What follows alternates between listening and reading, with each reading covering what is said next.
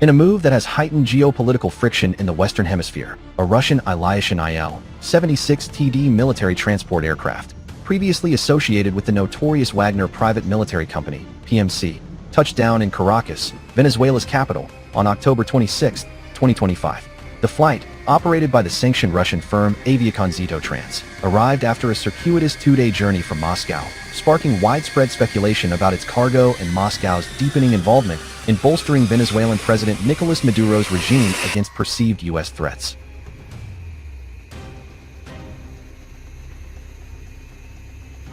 The IL-76, bearing registration RA-78765, departed from an airfield in the Moscow region on October 24.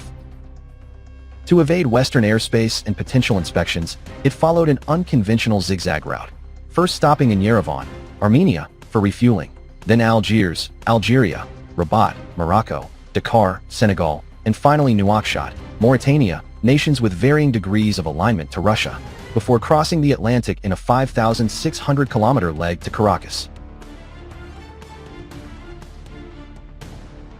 Flight tracking data from platforms like Flightradar24 captured the journey, with the transponder activating shortly after takeoff, highlighting the opaque nature of such operations.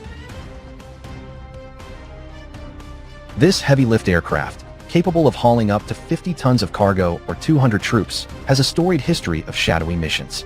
Once a staple in Wagner's logistics fleet, used to ferry arms, ammunition, and mercenaries to hotspots in Africa and the Middle East, it now operates under Russia's Ministry of Defense following the group's 2023 mutiny and absorption into state structures. Aviacon Zitotrans, the plane's handler, faces sanctions from the US, Canada, and Ukraine for ferrying military gear like rockets, warheads, and helicopter components to conflict zones, including Wagner-linked operations. Analysts estimate this flight could have carried around 34 tons, optimized for the route's fuel demands. While Venezuelan authorities have not disclosed the manifest, experts point to the timing and aircraft type as indicators of military reinforcement. Venezuela's arsenal, dominated by aging Russian and Soviet-era systems, is in dire need of resupply.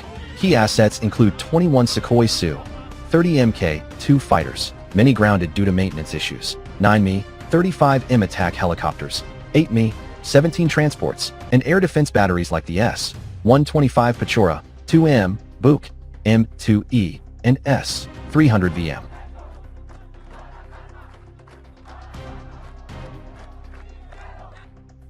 Likely payloads include man-portable air defense systems, manpads such as the Igli-S, which Maduro boasted number more than 5,000 nationwide, calling them one of the most powerful weapons to guarantee peace and stability. Other possibilities: air-to-air missiles for Su-30s, Kh-31A anti-ship missiles, capable of targeting U.S. naval assets, or spare parts to revive helicopters and radars. Heavier items like Buk or S-300 missiles are improbable in a single load, requiring multiple flights.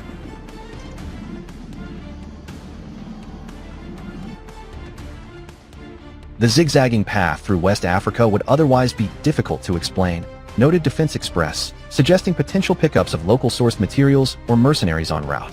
Social media buzz on X, formerly Twitter, amplified these theories. One post from an analyst at Tendar described the arrival as Putin trying to put Russia in U.S. way, invoking the 2018 Wagner debacle in Syria, where U.S. forces decimated a Russian assault in minutes. Another user, at Alison Agiluk, claimed this was already the second flight in the past few days, hinting at an accelerating supply line, though unverified. Wagner's shadow looms large. Despite its dissolution, successors like the Africa Corps continue proxy roles, and whispers of mercenaries bolstering Maduro's forces persist. The landing coincides with a feverish escalation in U.S.-Venezuela relations. Washington has ramped up anti-narcotics operations, accusing Maduro's government of complicity in drug trafficking via groups like Tren de Aragua. Since early September, the U.S. has conducted 14 strikes on suspected cartel vessels, including a deadly Pacific Ocean hit killing 4.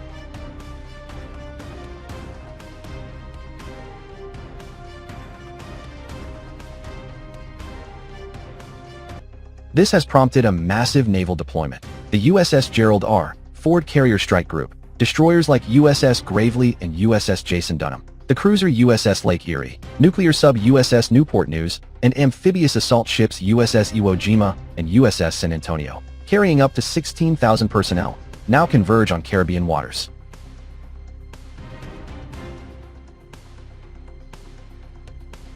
Maduro, facing domestic unrest and international isolation, fired back on October 25, urging Russia, China, and Iran for urgent military assistance against U.S. aggression.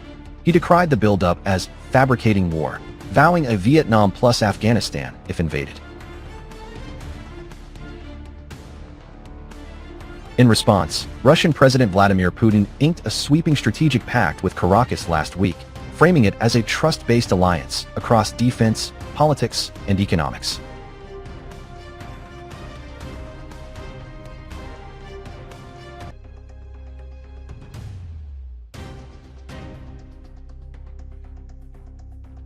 Caracas has mobilized 15,000 reservists to the Colombian border, up to 2 million militia volunteers, and activation of S-400 VM and Buk systems near the capital and coasts. Colombia's President Gustavo Petro, once a Maduro ally, condemned U.S. actions as destabilizing and extrajudicial killings, bolstering its frontier while facing its own U.S. sanctions over alleged drug ties. Rumors swirl of advanced deliveries, KH-101 cruise missiles, Chinese radars, Iranian drones, via the IL-76, though unconfirmed. Experts warn of a powder keg. Russia is regularly sending planes to allied regimes, supporting them with weapons and human material, tweeted at Tindar, drawing parallels to Syria. Defense News called the route emblematic of circuitous paths to avoid Western scrutiny, underscoring Moscow's playbook. With U.S. President-elect Donald Trump denying invasion plans but vowing tougher sanctions, the IL-70 SIX's arrival signals Russia's intent to embed itself as a counterweight. The plane lingered in Caracas for 45 hours before departing October 28 toward Cuba, its next stop unclear, perhaps for further transshipment or evasion.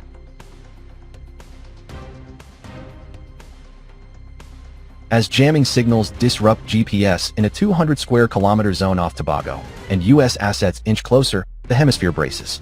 Maduro's plea echoes. Every inch of Venezuelan soil will be defended.